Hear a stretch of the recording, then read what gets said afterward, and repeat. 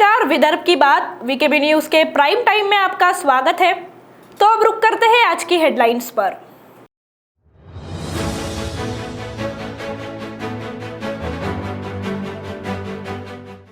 नागपुर के कड़बी चौक से लेकर गोलीबार चौक तक उड़ान पुल का होगा निर्माण। केंद्रीय मंत्री नितिन गडकरी की उपस्थिति में उड़ान पुल का भूमि पूजन।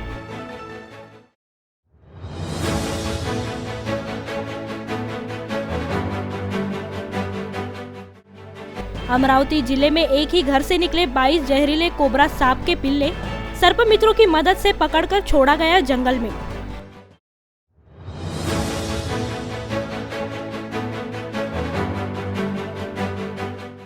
और नागपुर के गिट्टी खदान क्षेत्र में एक आरोपी के घर से देसी पिस्टल के साथ 4 जिंदा कारतूस बरामद। आरोपी गिट्टी खदान पुलिस की गिरफ्त में।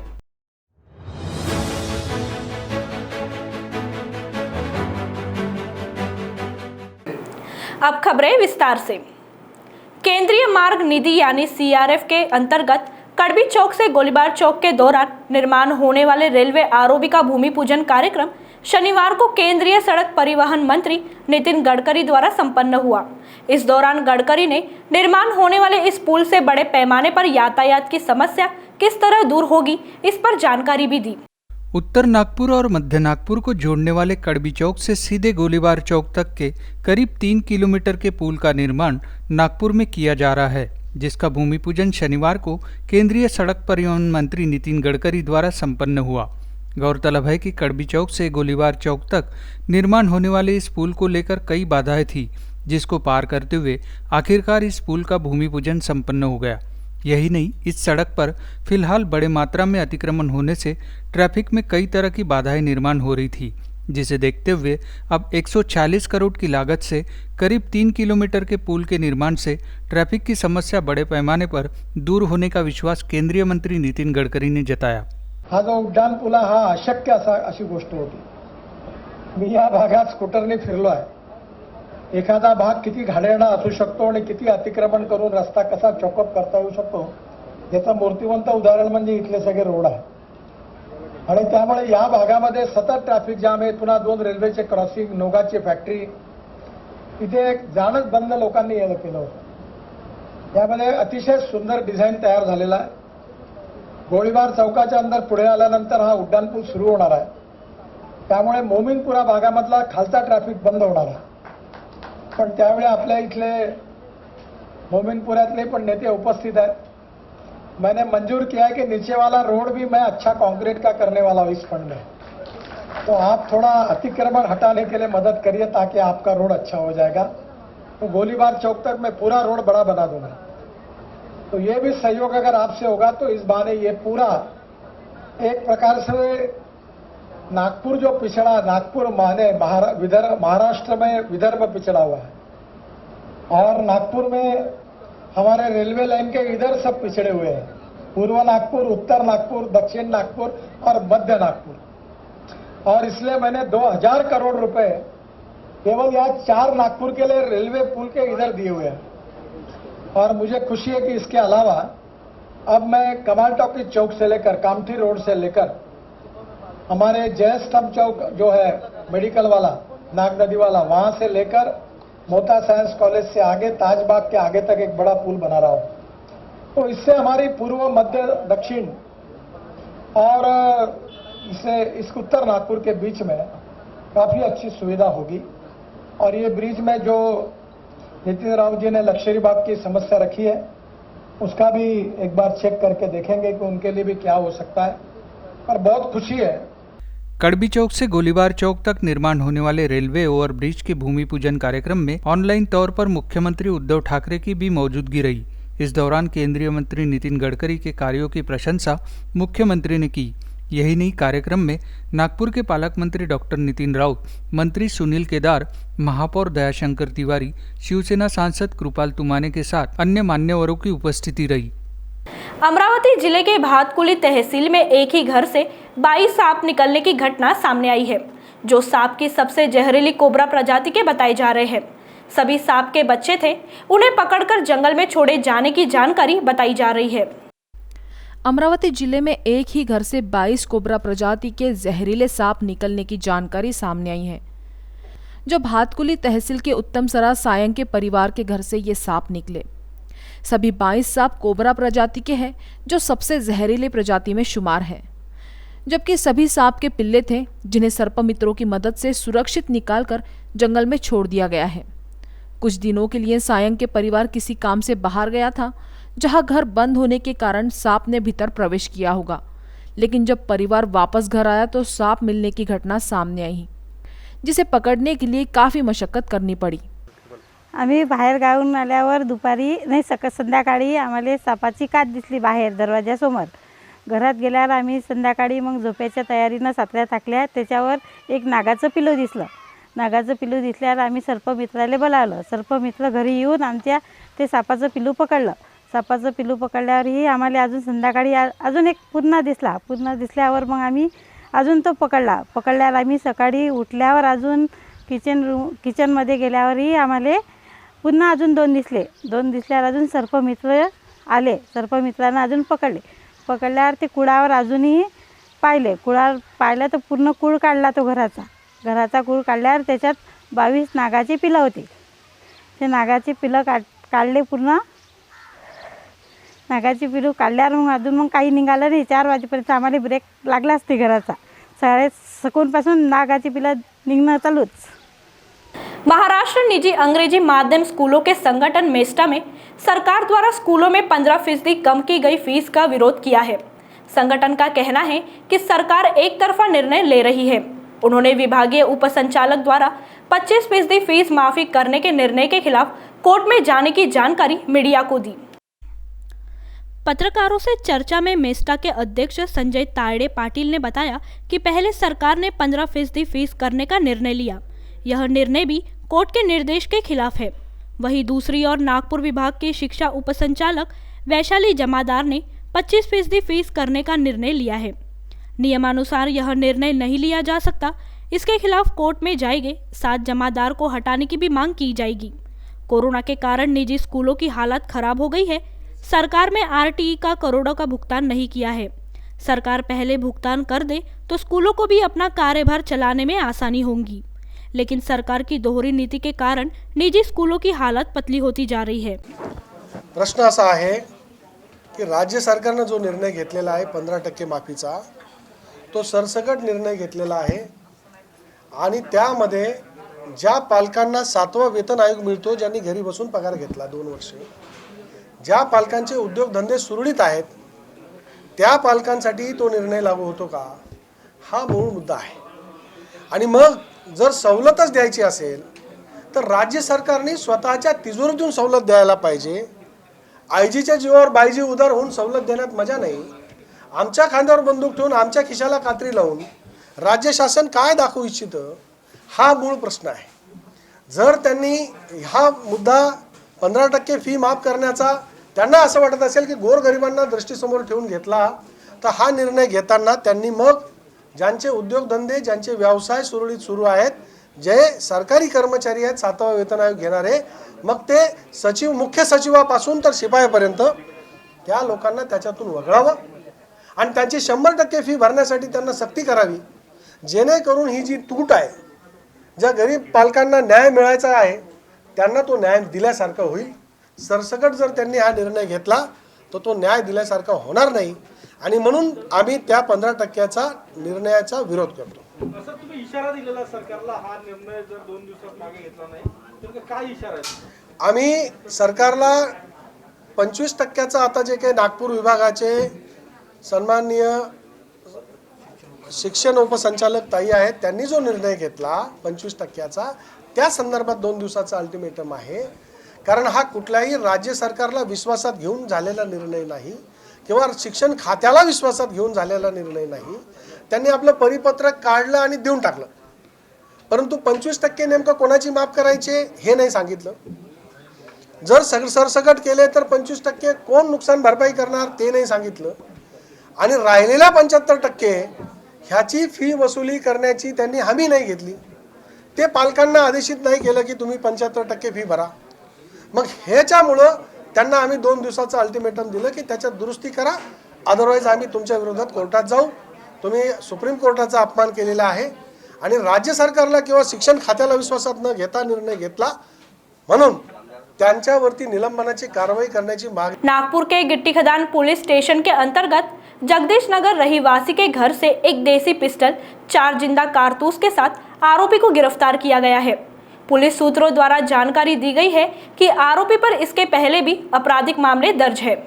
नागपुर में बढ़ रहे आपराधिक गतिविधियों के मद्देनजर पुलिस विभाग भी सतर्क हो गया है, जिसके तहत गिट्टी कदान पुलिस स्टेशन के अंतर्गत आने वाले जगदीश नगर में जब एक आरोपी के घर की तलाशी ली गई तब उसके घर से पुलिस विभाग को एक देसी पिस्टल और 4 जिंदा कारतूस मिले हैं। आरोपी का नाम अब्दुल मनाद मोहम्मद रहमान बताया जा रहा है, जिस पर इसके पहले भी कई आपराधिक मामले दर्ज बताए जा रहे हैं। माननीय पुलिस आयुक्त नागपुर शहर इनके आदेशानुसार सारे आयुक्तालय में रिकॉर्ड पर के गुनहगार और अवैध व्यवसाय करने वाले इन पर कार्रवाई करने की एक मुहिम चलाई जा रही है। इसके अंतर्गत कल माननीय पुलिस उपायुक्त श्रीमती विनीता साहू मैडम और सहायक पुलिस आयुक्त सदर विभाग श्री नंदनवार साहब इनके मार्गदर्शन में जगदीश नगर एरिया में गुनहगारों की झाड़ाझड़ती मुहिम चालू थी। उस अंतर्गत पुलिस स्टेशन गिट्टी कदान के रिकॉर्ड पर का एक आरोपी अब्दुल मनान मोहम्मद रहमान, इसके पास एक अवैध अग्निशस्त्र होने की जानकारी मिली। उस पर से पुलिस पथक ने उसकी तपासनी किया कि उसमें उसके पास एक बिना परवाना अवैध अग्निशस्त्र मिला है। उसे जब्त किया गया है और उस पर भारतीय हथियार कायदा अंतर्गत गुना दाखिल किया गया है। आरोपी पर इस पहले भी इंडियन आर्म्स एक्ट अंतर्गत गुने दाखिल है। तो इसमें जो हथियार है आपसे लाया था उसको बेचने जगह किसी क्या है? आरोपी के पास मिले हुए हथियार के बारे में आगे का तपास किया जा रहा है। नागपुर के कलमना पुलिस स्टेशन के तहत एक प्लॉट डुप्लीकेट पेपर बनवाकर उसे बेचने के नाम पर खरीदार से 420 करने वाले 2 आरोपी को गिरफ्तार करने का मामला सामने आया है। करीब 18 लाख में यह सौदा होने वाला था, लेकिन उससे पहले फरियादी की सूझबूझ ने दोनों आरोपियों को हवालात पहुंचा दिया। नागपुर के कलमना गांव में एक खाली पड़े प्लॉट के जाली पेपर बनाकर उसका सौदा कर लोगों को चूना लगाने वाले दो श्रीमान 420 को कलमना पुलिस ने गिरफ्तार किया है। कलमना पुलिस से मिली जानकारी के मुताबिक फिरियादी प्रकाश बिसेन नामक व्यक्ति से श्रीमान 420 शशांक कोटे और मनोज सोनगेवर नामक आरोपी ने कलमना में प्लाट बेचने का सौदा किया।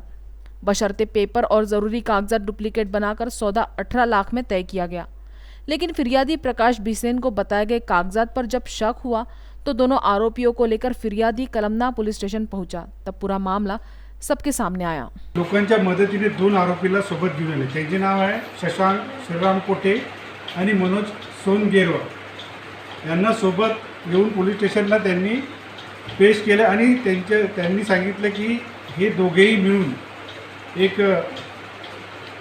दूधबंदे व्यक्तीचा प्लॉट आहे कळमना गावामध्ये, त्याचे डुप्लिकेट रजिस्ट्री बनवून त्याचे आधार कार्ड आणि पॅन कार्ड बनवून फिर्यादीला गहाण ठेवून त्याच्याकडून 18 लाख रुपये घेण्याचा त्यांचा योजना होती।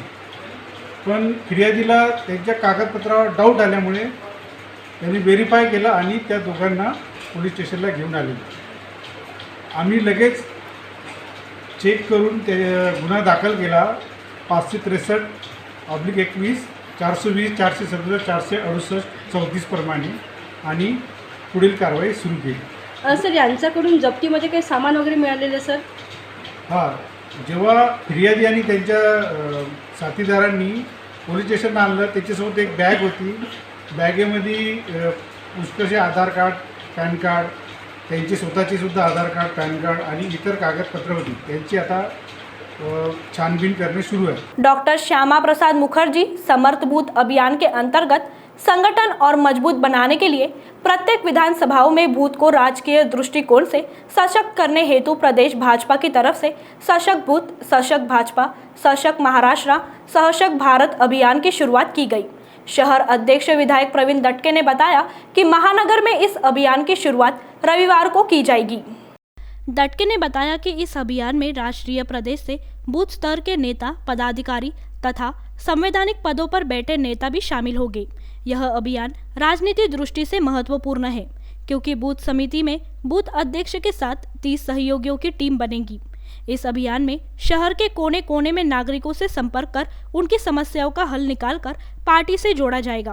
केंद्रीय मंत्री नितिन गडकरी, विरोधी पक्ष नेता पूर्व मुख्यमंत्री देवेंद्र फडणवीस, राज्यसभा सदस्य डॉक्टर विकास महात्मे, महापौर दयाशंकर तिवारी, विधायक गिरीश व्यास, कृष्णा खोपड़े, विकास कुंभारे, मोहन मते, प्रदेश सर चिटनीस, पूर्व पालक मंत्री चंद्रशेखर बावनकुले, विदर्भ के संगठन मंत्री डॉक्टर उपेंद्र कोटेकर, पूर्व राज्यसभा सदस्य अजय सचेती, पूर्व विधायक सुधाकर देशमुख आदि उपस्थित रहेंगे।